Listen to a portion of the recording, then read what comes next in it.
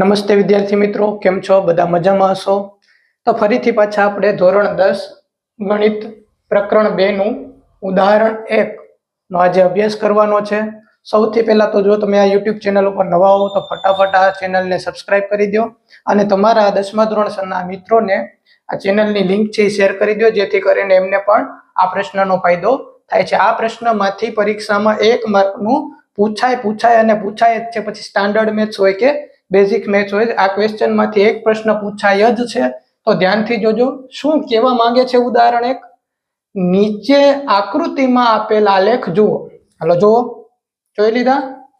પ્રત્યેક આલેખ બહુપદી p of x નો આલેખ છે. અહીં શું કહેવા માંગે છે કે પ્રત્યેક આલેખ બહુપદી p of x માટે y બરાબર p of x ના આલેખ છે.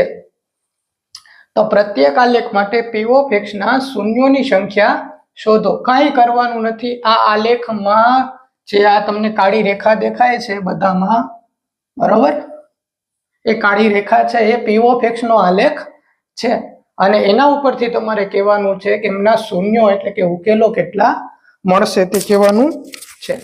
ચાલો પહેલું જોઈએ આપણે કે અહીંયા જો p of x નો આલેખ કીધું હોય ત્યારે x અક્ષને ધ્યાનમાં લેવાની હોય છે. હવે x અક્ષમાં જુઓ કે આલેખ ક્યાં છેદે છે, તો કે એક જ બિંદુમાં છેદે છે. એક જ બિંદુમાં છેદે છે તો આમના શૂન્યની સંખ્યા કેટલી મળશે? 1 મળશે. કેટલી મળશે? તો અહીંયા આપણે લખશું શૂન્યોની સંખ્યા 1 મળે છે. કેટલી મળે છે? 1 મળે છે. સાવ ઈઝી છે. y જોવાનો નથી, આપણે અહીંયા જોવાનું છે કે p of x નો આલેખ છે એટલે x અક્ષ જ જોવાની છે. x અક્ષમાં ક્યાં છેદે છે તે જોવાનું છે. ચાલો ફટાફટ અહીંયા જોઈ લો. x અક્ષમાં ક્યાં છેદે છે બીજો આલેખ? તો કે બીજો આલેખ બે જગ્યાએ છેદે છે. તો અહીંયા શૂન્યોની સંખ્યા કેટલી થશે? 2 થશે. ચાલો આ આલેખ તો 1, 2 અને 3 બિંદુમાં છેદે છે તો અહીંયા શૂન્યોની સંખ્યા 3 થશે. આ આલેખ જો એક જ બિંદુમાં છેદે છે, શૂન્યોની સંખ્યા કેટલી થશે? 1. અહીંયા જુઓ પાંચમો આલેખ છે, એક જ બિંદુમાં છેદે છે માટે શૂન્યોની સંખ્યા 1 થશે.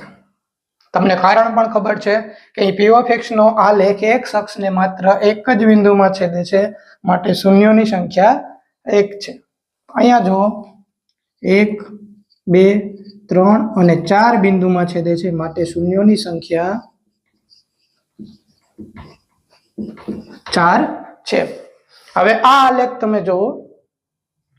સૌથી પહેલા તો આલેખ વિચારો, વિડીયો પોઝ કરી અને આનો જવાબ કમેન્ટમાં કરો. હમણાં થોડી વાર પછી તમને કહું છું.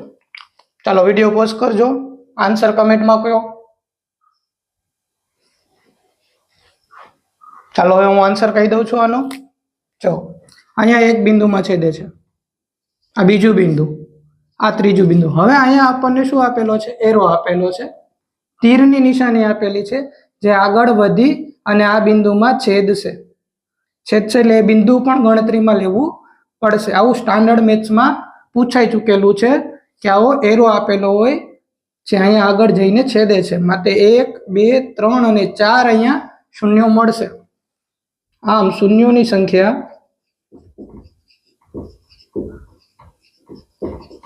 4 મળે છે. તો આવો એરો આપેલો હોય ત્યારે ધ્યાન રાખવું 1, 2, 3 નહીં પરંતુ 4 બિંદુમાં છેદે છે. ચાલો સમજાઈ ગયું હશે. આવું એક્ઝામમાં તમને આમે આપી શકે, આમે એરો આપી શકે. તો હજી એક બિંદુ વધી જશે, 5મું બિંદુ, પણ અત્યારે આટલું છે.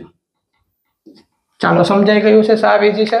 હવે આપણે સ્વાધ્યાય 2.1 નો દાખલો પહેલો ક્વેશ્ચન પહેલો ભણવાનો છે જેમાં આવા જ આલેખો આપેલા છે.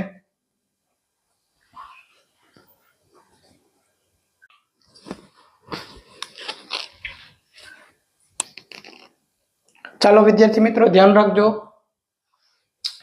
સ્વાધ્યાય 2.1 નો પ્રશ્ન પહેલો છે. શું કે છે કે નીચે આકૃતિમાં કોઈ બહુપદી p of x માટે y બરાબર p of x ના આલેખ આપેલ છે.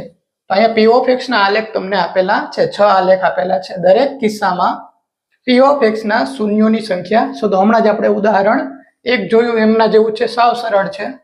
ચાલો જોઈએ છીએ શું શોધવાનું હોય છે. જો y બરાબર p of x આપેલું હોય બરાબર, તો x અક્ષમાં આલેખ કેટલા બિંદુમાં છેદે છે તે જોવાનું હોય છે. ચાલો x અક્ષમાં આ આલેખ x અક્ષમાં છેદે છે તો કે ના, તો શૂન્યોની સંખ્યા શું થાય? અહીંયા શૂન્યોની સંખ્યા કેટલી મળે? શૂન્ય મળે. કેટલી મળે? શૂન્યોની સંખ્યા શૂન્ય મળે. આ આલેખ જો x અક્ષમાં કેટલા બિંદુમાં છેદે છે? તો કે એક જ બિંદુમાં છેદે છે અહીંયા. તો શૂન્યોની સંખ્યા કેટલી મળશે? 1. અહીંયા કેટલી મળશે? તો 1 2 3. શૂન્યોની સંખ્યા 3 મળશે. ચોથો આલેખ જોઈએ, કેટલા બિંદુમાં x અક્ષમાં છેદે છે?